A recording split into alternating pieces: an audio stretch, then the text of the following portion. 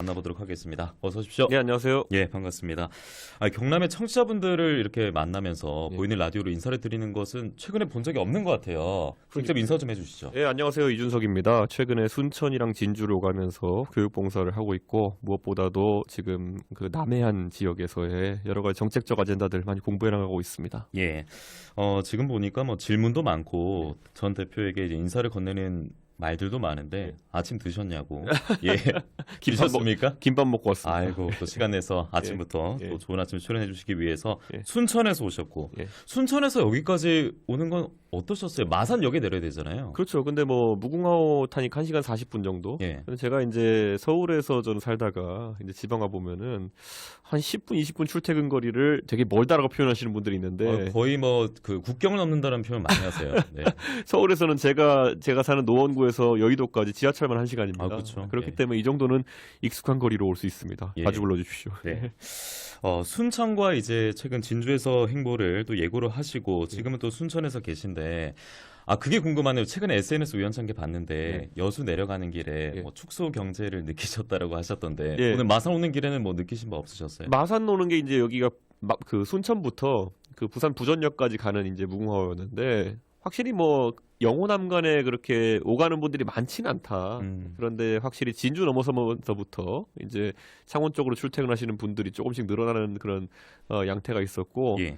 제가 이제 그저께 봤던 그런 어떤 여수 가는 고속버스에서 빈 차로 가는 이런 모습들 이건 대한민국 전체적으로 인구 구조가 과거 30년 전에 일본이 했던 경험들 그대로 해가는 것 같아가지고 예. 그에 대한 해법들을 요즘 모색하고 있습니다. 그렇군요. 예.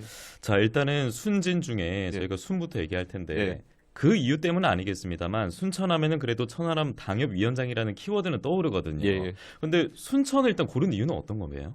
아무래도 이런 겁니다. 그 서울에서 봤을 때 KTX로 접근하기 가장 어렵고 기차 가장 먼 곳으로 치면은 전라도에서는 전남 동부 예. 그리고 경상도에서는 진주 쪽 그쪽이 3시간 넘어서야 도착할 수 있는 곳입니다. 어떻게 가더라도 3시간 넘더라고요. 그렇죠. 네. 그래서 이제 그걸 노조 하시는 분들은 노조 지부를 짤 때 따로 전동경서라고 부르더라고요. 전동경서요. 전남 동부, 경남 서부. 그래서 노조도 보면 전동경서 지부 이렇게 있습니다. 예. 그런 것처럼 이 지역들이 사실 그 전라남도에서는 보면 소위 호남선 라인과 전라선 라인이 있는데 우리가 아는 목포, 나주, 광주 이런 곳들이 사실 행정과 이런 어떤 정치적 중심지로 많이 이제 발달을 하고 그다음에 전남 동부는 이제 산업 도시들이 이제 많은 곳이기 때문에 사실 전남 동부가 돈은 많이 버는데 예를 들어서 그 정치적으로는 위상이 다선 의원들은 다 전남 서부에 모여 있고 하다 보니까 여러 정치적 선택에 있어서 불리함을 받는 경우가 좀 있습니다. 그래서 이 지역들 공부를 하면서 좀 정책 대안 모색하는 거고 경남 같은 경우도 사실 여기 창원에 와서 이런 소리가 좀 그렇지만은 진주에 계신 분들은 경남의 이제 인구가 과거에 비해서 경남 동부 지역이 많이 늘어나게 되면서 모든 게 창원, 김해, 양산 위주로 돌아간다. 그러니까 소외받는다는 느낌을 많이 그런 표현했어요. 느낌을 표현하시는 분들이 있어요. 그런데 마침 이제 서부 경남 같은 경우에도 이제 남부 내륙선 철도가 개통되고 이렇게 되면은 진주가 과거에 비해 가지고 교통도 훨씬 좋아지고 무엇보다도 이 통영 거제까지 이어지는 이 교통축이 이제 더 발달하게 되는 거기 때문에 저는 그때 이제 남해안 시대가 이제 올 수 있다 이런 생각이고 지금 이제 그 부전에서 이제 순천까지 KTX 이음이 이제 좀 있으면 이어지게 되는데 내년쯤에 개통하게 될 텐데 그렇게 되면은 사실 진주와 순천 그러니까 이 섬진강을 넘나드는 연계나 이런 것들이 더 강해질 것이라는 확신이 있습니다. 특히 남해안 지역 같은 경우에는 이번에 창원에 보면은 국가산단도 이제 제2차로 지정돼가지고 굉장히 기대가 많은데 그게 이제 저희 당에서 김영선 의원님이 굉장히 노력을 많이 하시고 저한테 굉장히 오래전부터 얘기해 주셨던 건데 이 부분을 보면은 원자력과 결국 항공산업 이런 것들이 방산산업이 이제 중심이 되는 것이거든요. 그런데 그렇다면은 다 아시는 것처럼 이 고흥의 우주 발사체 그리고 순천의 이제 우주 발사체 조립장 그리고 사천에 잘 아시는 것처럼 카이 그리고 이 창원에서 결국에는 많은 부품을 만들어내는 상황이기 때문에 남해안이 어떻게 연계되느냐가 앞으로 대한민국의 발전에 되게 중요합니다. 그 한번 그 계통을 좀 더 이해해보고자 제가 남해안에 있습니다. 지금. 예. 그런 산단 지정에 있어서도 사천 같은 입장에서는 예. 우주항공청 설립뿐만 아니라 여러 예. 가지로 예. 힘을 실어주지 않는 모양새 아니냐 이런 얘기도 있었는데 좀 새로운 접근이네요. 남해안으로 봤을 때는요. 이렇게 봐야죠. 그러니까 우리가 유럽에도 보면은 그 항공기 제작사 중에 에어버스가 있지 않습니까? 예. 근데 에어버스만 하더라도 이게 3개국 연합체입니다, 사실상. 더 많은 국가가 있지만 사실 주요 국가는 스페인, 영국, 프랑스거든요. 근데 이 나라들이 각지에서 부품을 만들어 가지고 프랑스의 툴롱 이런 데 모여 가지고 예. 다 조립을 해 가지고 최종 제품 만들어내는 거거든요. 그러니까 사천에서 이제 최종 조립이나 이런 것들이 많이 이루어지게 될 거고, 항공 같은 경우에는. 그리고 많은 부품 같은 경우에는 또 이제 창원에서 만들어지게 될 것이고, 이게 다 분업화가 돼야지만이 더 크게 발전할 수 있는 구조입니다. 그렇기 때문에 이런 부분은 아마 사천에 있는 분은 좀 서운할 수도 있겠지만은 남해안 전반이 벨트로서 함께 성장하는 것도 의미가 있다고 봅니다. 그렇군요. 예. 비수도권 지역과 또 우리 지역민들에게 정말 필요한 얘기를 또 생각해 볼 만한 얘기를 해주셨는데 실시간 댓글을 보면은 예. 요즘 옷 깔끔하게 잘 입으시는 것 같다고 예, 이런 얘기 많고요. 예. 네, 예. 굉장히 좀 부지런한 정치인인 것 같습니다라는 말씀 남겨주고 계십니다. 어쨌든 이런 얘기를 했습니다만 최근 이제 교육봉사로 순천에 오신 거잖아요. 예. 지금 중2 학생들 가르치고 있다고 들었는데 네. 수학을요. 예.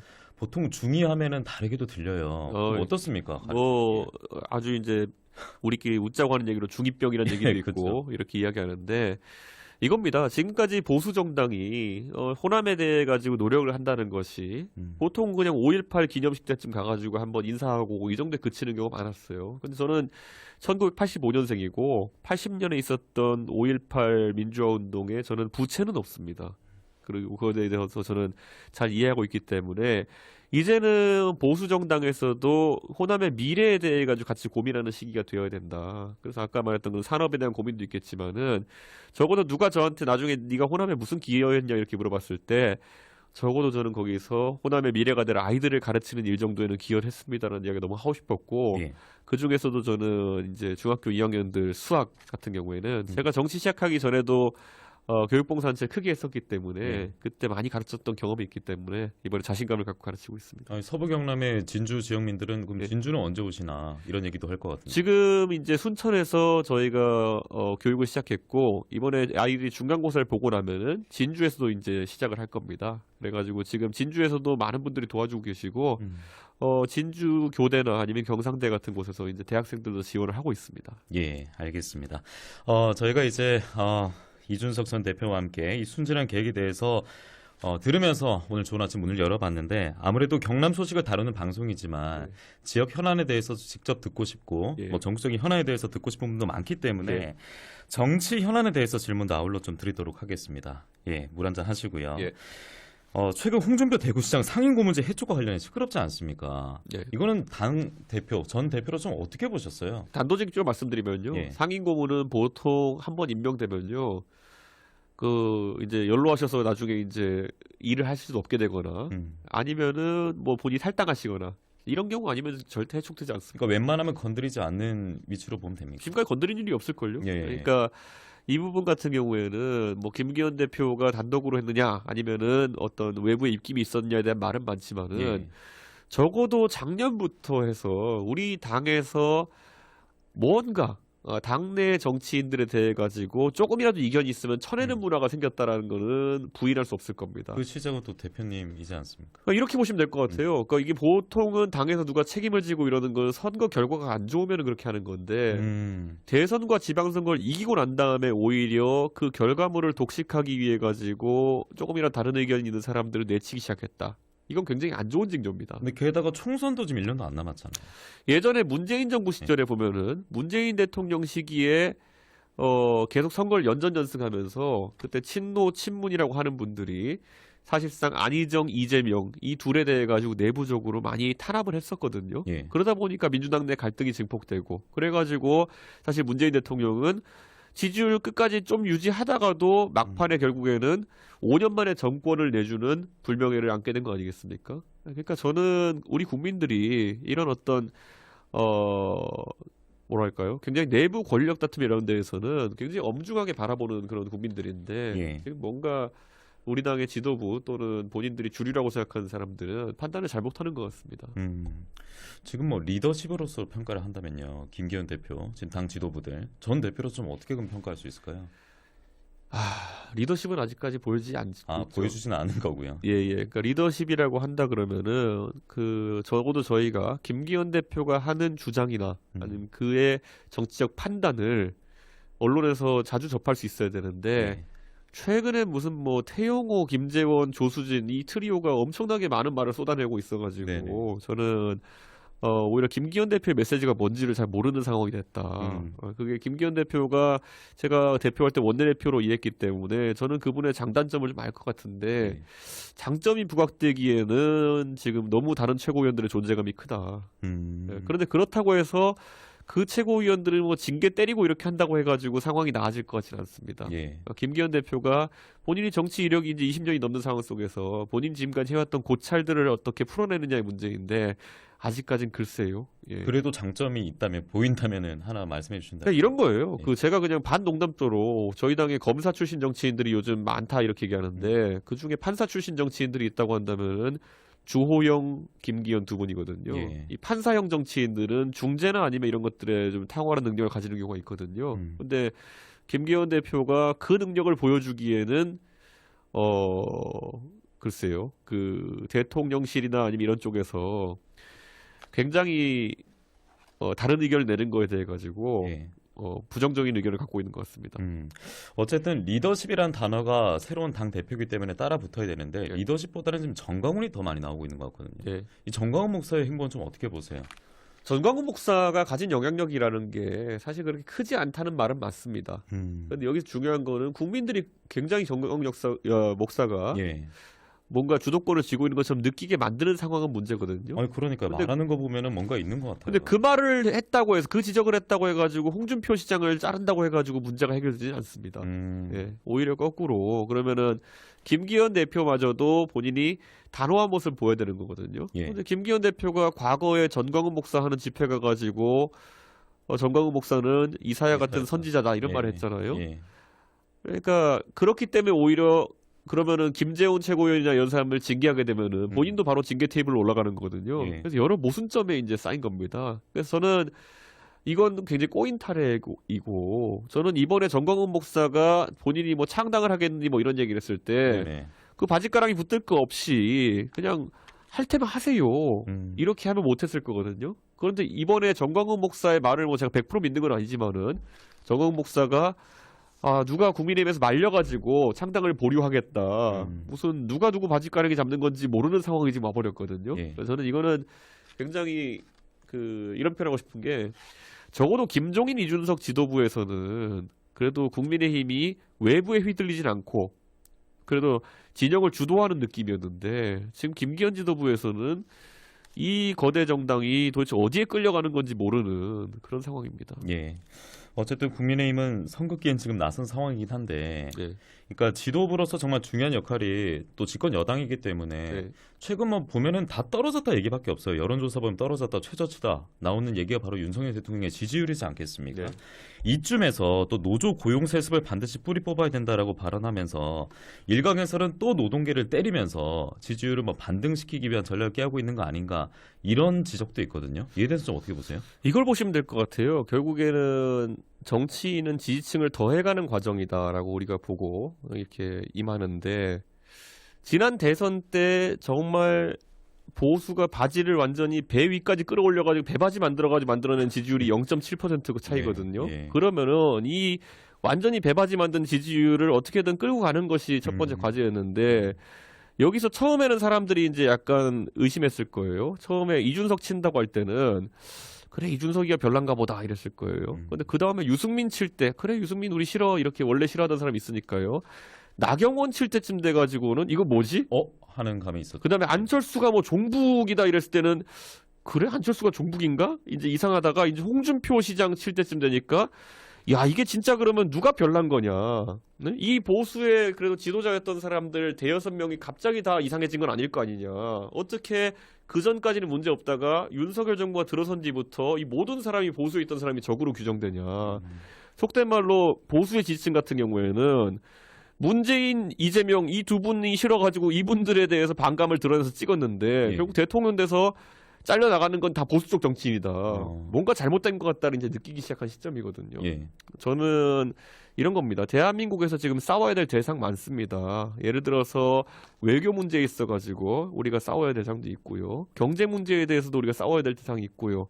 그런 것들 기득권들과 싸운다든지 이런 문제에 있어가지고 만약에 대통령실이 싸움을 주도했다면은 저는 국민들이 박수 쳤을 겁니다. 오히려 지지층의 확장이 일어났을 겁니다. 예. 그런데 1년 동안 한 거는 권력투쟁밖에 없다는 느낌을 계속 주는 거죠. 네. 권력투쟁 그 네 글자밖에 없다고 생각하니까 이런 일이 벌어지는 건데 저는 기조 바뀌어야 된다 이렇게 봅니다. 예. 그러니까 자유와 공정 이런 것을 많이 내세우고 있는데 물론 사안은 다릅니다만 기준과 잣대가 공정하게 지금 때리지도 않는다라는 얘기도 많거든요. 그걸 또 살펴보면은 김건희 여사의 또 행복에 대한 행보에 대한 지적도 많아요. 그러니까 김건희 여사 좀 어떻게 보세요? 그러니까 이것도 똑같은 거죠. 그 보수 진영에 있었던 많은 사람들이 예전에 김정숙 여사를 보면서 예. 김정숙 여사가 활발한 대외 활동할 때마다 그걸 많이 비판했었거든요. 그렇죠. 예.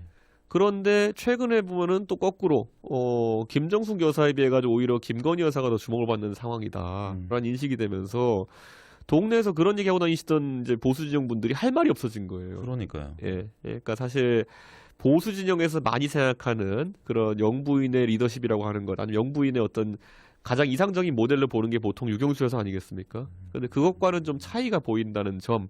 박정희 대통령에게 유경수 여사는 전해지는 말로는 굉장히 할 말은 오히려 했던, 그리고 민생 현장에 가가지고 오히려 박정희 대통령의 부족한 모습을 많이 메워주었던 그런 모습을 기억하고 있는데, 그런 부분보다는 김건희 여사는 아무래도 그 비즈니스를 하셨던 분이기 때문에 주체적으로 자꾸 아젠다를 찾아 나서시는 모습이거든요.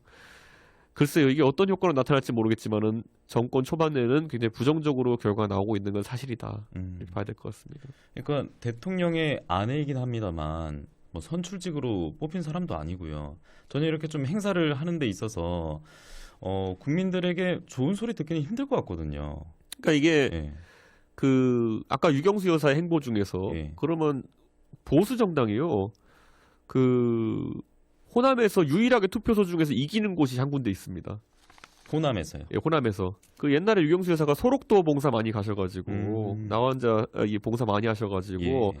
그런 곳에서는 아직까지도 유경수 여사 돌아가신 지도 50년 가까이 40년 가까이 돼가는데도 아직까지 유경수 여사를 그리워하는 분들이 계세요. 그런 것처럼 정말 오히려 그런 진영을 뛰어넘을 수 있는 공간들에 가서 더 노력을 하시면은 좋은 결과가 있을 텐데 좀 아쉽습니다. 좀 신나게 얘기를 했었는데 벌써 시간이 거의 다 됐거든요. 그래요? 끝으로 예. 금태섭 검색하니까 바로 이준석이 뜨더라고요. 아, 그래요? 뭐 예. 신당 창당 얘기도 있던데 예. 이에 대해서 좀 본인 의견도 듣고 싶은데요. 저는 살면서 금태섭 변호사랑 교류를 해본 적이 없습니다. 그렇습니까? 그렇기 때문에 예. 앞서 나가는 이야기들인 것 같고 다만 저는 이제 김종인 장관과는 굉장히 깊은 유대관계가 있기 때문에 그래서 김종인 장관과 금태섭 그 의원이 가깝기 때문에 어떻게 그렇게 삼각으로 엮어 생각하는 분들이 좀 있는 것 같습니다. 그래서 저는 지금 있어가지고는 신당이나 이런 행보들 아직까지 고민해본 적 없습니다. 그럼 본인 스스로 좀 단독 신당 의사 같은 것은 생각해 본 적 없으십니까?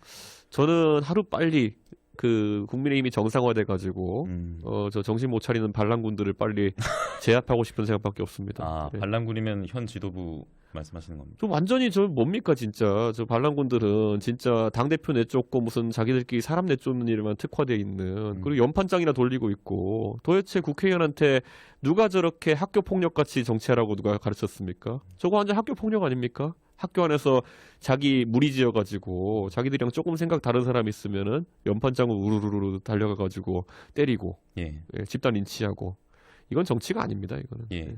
자, 대표님 이제 한 20초 남았는데 네. 또 총선이 1년 안 남았잖아요. 네. 또 이준석 하면 노원도 생각나고 네. 새로운 또 기회가 될 수도 있고 또 기회를 부여받을지도 모르겠는데 네. 총선에 대한 좀 의사도 궁금하네요. 저는 총선에 나가고요. 제가 노원구에 출마하는 거는 기존 상수고요. 여기서 누군가 변수를 만들려고 한다면은 저는 거기에 대해서 수동적이기보다는 능동적으로 대처하겠습니다. 알겠습니다. 좋은 아침 오늘 그래도 먼 길이었는데 예. 아침부터 와주셔서 고맙습니다. 감사합니다. 네, 좋은 아침. 네, 좋은 아침 저희가 앞서 라디오로 진행을 했고 유튜브로 연장 방송할 건데요. 저희가 한 10분 정도 바쁘실 텐데 붙잡고 몇 가지 더 여쭤보도록 하겠습니다. 특히 제가 이제 방송을 이제 라디오로 진행하다 보니까 실시간 채팅에 있는 질문을 많이 드렸거든요. 요거를 좀 주로 해서 질문 드리도록 하겠습니다. 최근에 책을 내셨잖아요. 그래서 지금 부산 부산에 계신 분인 것 같은데 네. 언제 보러 오냐고 남겨주셨거든요. 부산은 그러니까 여기서 무궁화호 조금만 더 타고 가면 되죠. 그러니까 무궁화호로 다 가시는군요. 네. 아니, 무궁화호가 진짜 싸요. 기본 요금이 그렇죠. 2,600원인가 그렇기 때문에 그래서 여기까지도 한 7,000원밖에 안 들었거든요. 그래서 물론 시외버스도 있긴 하지만은 곧 가겠습니다. 네네. 알겠습니다. 예. 예, 답변이 되길 바라고요. 예. 이준석의 소신과 일관성이면 반드시 승리할 것이다. 한단님께서 네. 남겨주셨고 이름부터 얼라이네요. 야. 이준석 대표님 매일 방송에서 뵐 수 있기를 이렇게 좀 동맹하는 아이고, 문자도 예. 남겨주셨습니다. 예. 그리고 출산율 정책과 청년들을 위한 정책이 있다면요 이렇게 남겨주셨거든요. 아까 제가 축소 경제 얘기를 잠깐 했었는데요. 예. 출산율 정책은 앞으로 투 트랙으로 가야 됩니다. 그러니까 출산율 같은 경우에는 저희가 올리기 위해서 노력을 해야 되는 건 맞고요. 근데 일본이 30년 전에 그런 비슷한 고민했던 것처럼 그게 참 우리나라 학자들 중에서 이걸 진지하게 연구하는 분들이 뭐 얼마나 되는지 모르겠지만은 너무 유럽식 대책만 따라해요. 그러니까 결국 보면은 지원금도 뭐 중요하고 저는 유효할 거라 보지만은 가족 형태를 뭐 다변화한다. 뭐 그 결혼하지 않고도 출산할 수 있게 한다. 뭐 이런 것들. 근데 일본 사람들이 30년 전에 쓴 책을 보면 똑같이 내용이 다 나와요. 근데 일본처럼 안 될 것이다라는 얘기도 있었습니다만 네. 대표님께서는 지금 일본처럼 거의 가고 있다 우려를 하고 계신 그렇죠. 거예요. 그러니까 일본 사람들이 근데 최근에 그런 비슷한 내용에 대해 책을 쓴 걸 보면요. 30년 전에 우리가 진단할 때 너무 유럽에 대해 가지고 유럽식으로 될 거다라는 예상을 갖고 장밋빛 전망을 했다. 그래서 뭐가 나오냐면은 처음에는 결혼을 안 하니까 미혼이라고 얘기했대요, 자기들이. 그러니까 아직 안 한 사람 미혼. 그건 나중에 보니까 야, 이 사람들이 늦게 하려나 보다 해가지고 만혼이라고 했다는 거예요. 네, 만혼일 것이다라고 예. 이제 스스로 이제 생각했는데 그 일본 사회에서 알고 봤더니 비혼이더라. 예, 미혼인 줄 알았는데 비혼.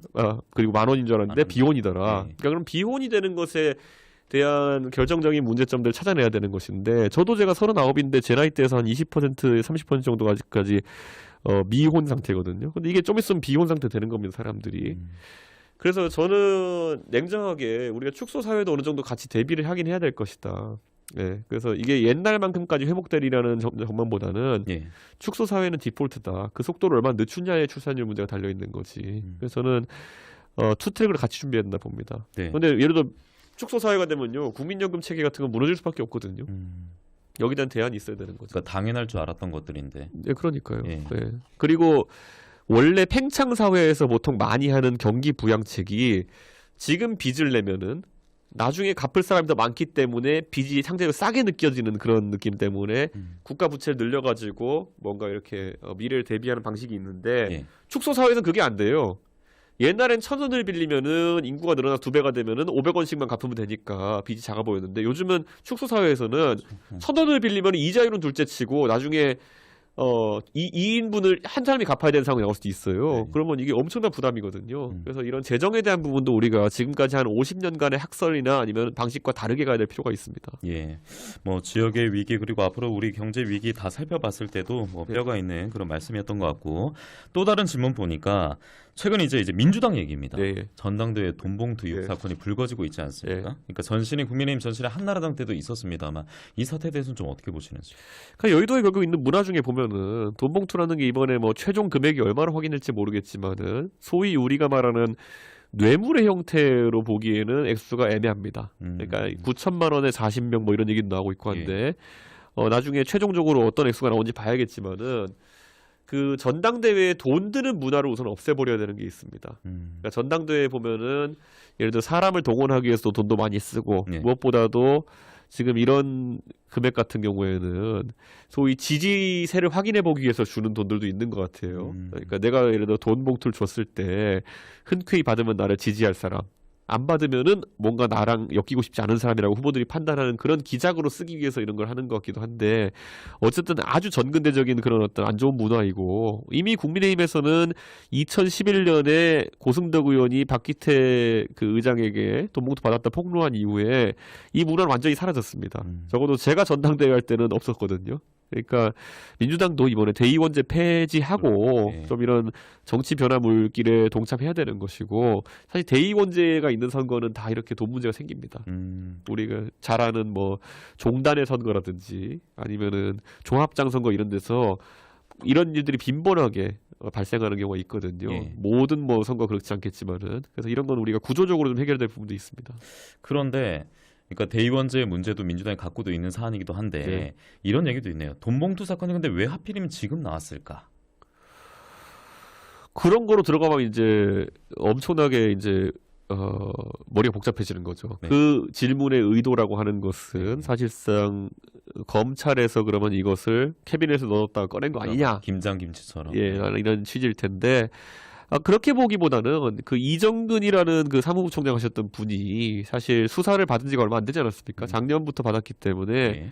그 수사의 연장선에서 이제 인지된 것들이 나오는 것이 아니냐 이런 것이고 다만 저는 오히려 짚어보고 싶은 게 있다면은 이렇게 정치적인 사안인데 우리가 사실 이게 어떤 경로로 유출되었는지 잘 모르겠지만은 검찰 쪽에서 나온 정보라면 약간 문제가 될 수 있겠다. 한 정당의 이제 비위 사안인데 그게 아니라 만약 이정근 씨 측에서만 유출한 거라면 뭐 그건 오해겠지만은 그래서 이거는 좀 민주당 입장에서 뼈아픈 상황이 될 테고요. 다만 총선이 1년이 남았다는 것이 길면 길고 짧으면 짧은 거기 때문에 그들의 문화 중에서 교정할 것은 빨리 해야 됩니다. 이건 진짜 안 좋은 문화입니다. 젊은 사람들이 정치하는 데 있어가지고 돈 정치 문화가 있다고 한다면 진입하기 어려운 거거든요. 예. 저는 이건 꼭 이번에 근절해냈으면 좋겠습니다. 알겠습니다. 자, 그리고 이런 얘기도 많네요. 김건희 여사 얘기도 많은데 앞서 저희가 라디오 진행할 때 예. 이준수 대표에게 들어봤습니다.만 이 여사의 파워가 뭐 대통령 능가하는 거 아니냐. 개식용뿐만 아니라 뭐 한반도 외교 안보까지 건드리고 있는 것 같다. 네. 이런 얘기 있거든요. 근데 당도 어쨌든 집권 네. 여당이니까 네. 뭔가 대통령 쪽으로 어떻게든 뭐 조언을 하든지 하지 않을까 싶기도 하거든요.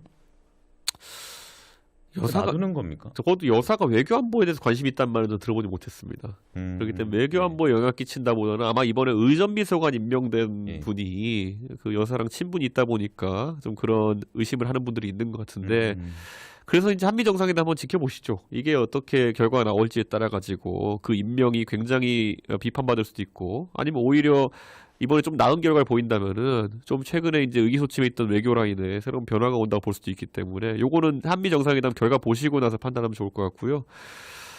개식용 문제나 이런 것들 같은 경우에는 저는 솔직히 좀 당황스럽긴 합니다.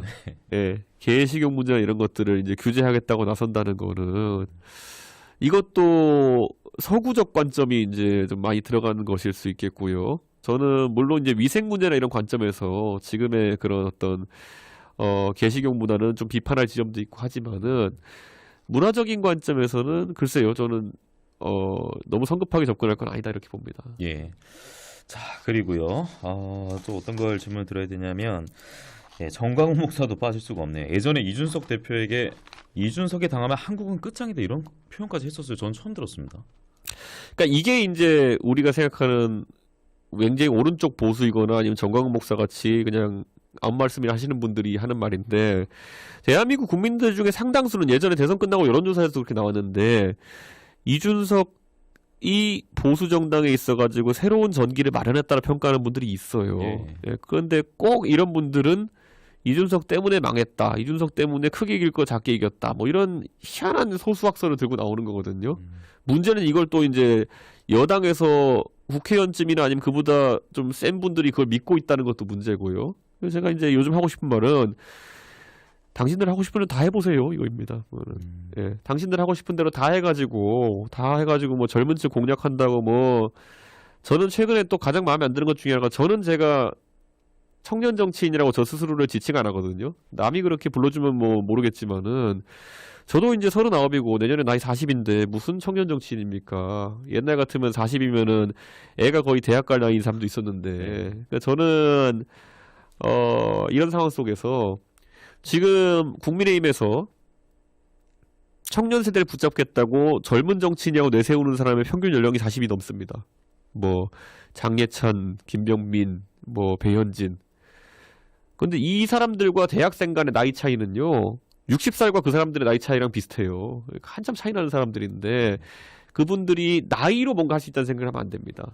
그분들은 나이가 아니라 젊은 세대와 소통하면서 정책을 이제 만들어야 되는 관점인데 최근에 나온 거 뭐 1,000원에 무슨 뭐 1,000원에 아침밥 뭐 이런 거나 나오잖아요. 아니면 뭐 노조 MG 노조 이런 얘기 하는데 세상에 MG 노조라는 게 어디 있습니까? 예? 노조라고 하는 거는 연령을 불문하고 어쨌든 가치를 위해 가지고 노동 조건을 위해서 뭉쳐야 되는 것인데 MG 노조 이런 순간부터 이거는 전혀 의미가 없는 조직이 돼 버리는 거거든요. 그래서 그 노조 자체도 새로 고침 협의회 자체에서도 우리는 MG 노조를 부르지 말아달라 이렇게 하거든요.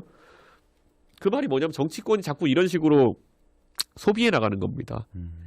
제가 그래서 이걸 최근에 이제 뭐로 비유하냐면은 젊은 사람들의 정치를 어린이 돈가스 같이 만들어버리지 말라. 어린이 돈가스. 우리 식당 가면 항상 어린이 돈가스 메뉴가 하나씩 있잖아요. 따로 있잖아요. 예, 일식집에도 어린이 돈가스 메뉴가 있는 경우가 있고 무슨 감자탕집에 가도 어린이 돈가스 메뉴가 있는 경우가 있고 예.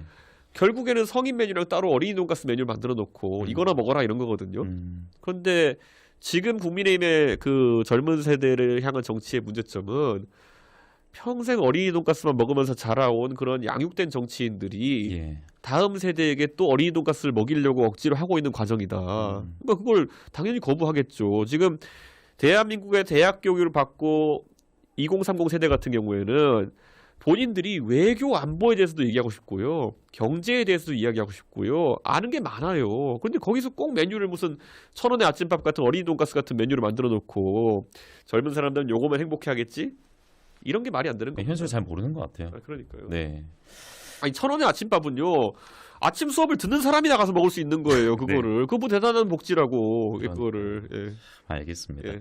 저희가 이제 부탁드렸던 10분이 예. 거의 다 흘러갔는데 이제 예. 5월 1일에 예. 저희 저녁 방송 신규 프로그램이 있는데 예. 제가 뉴스 파다라고 이름 지었거든요. 예. 뉴스 디그 이렇게 예. 지었는데 이때도 출연을 해주신다고 들었어요. 예. 그 전에 뭐 저희 또 경남에 오셨으니까 예. 도민분들에게 짧게 좀 한마디 해주면서 마무리하면 좋을 것 같은데요. 예, 저 지난번에 대선과 지선 치르면서 경남도민들한테 많은 사랑을 받았고요, 저희가. 그래가지고 이번에 또 박원순 지사, 그리고 또 창원 홍남표 시장, 이렇게 뽑아주셔가지고 창원이 이번에 발전 많이 하고 있습니다. 예, 그런데 앞으로도 이런 기세를 이어가야 되고 특히 서부 경남 지역 같은 경우에도 사실 지난 정권에서 남부내륙선 철도 같은 것이 예타 변제되고 이런 것들은 사실 경남에 많은 사랑을 받은 정당으로서 조금은 부끄러웠던 일입니다. 앞으로 더 진취적으로 나가가지고 이 서부 경남과 동부 경남 모두 다 이 뽑아주신 만큼 성원할 수 있도록 저희가 이제 노력하겠습니다. 예, 4월의 중순에 이제 이준석 전 대표를 만나봤고 또 5월의 첫날에 다시 한번 뵐 예정이니까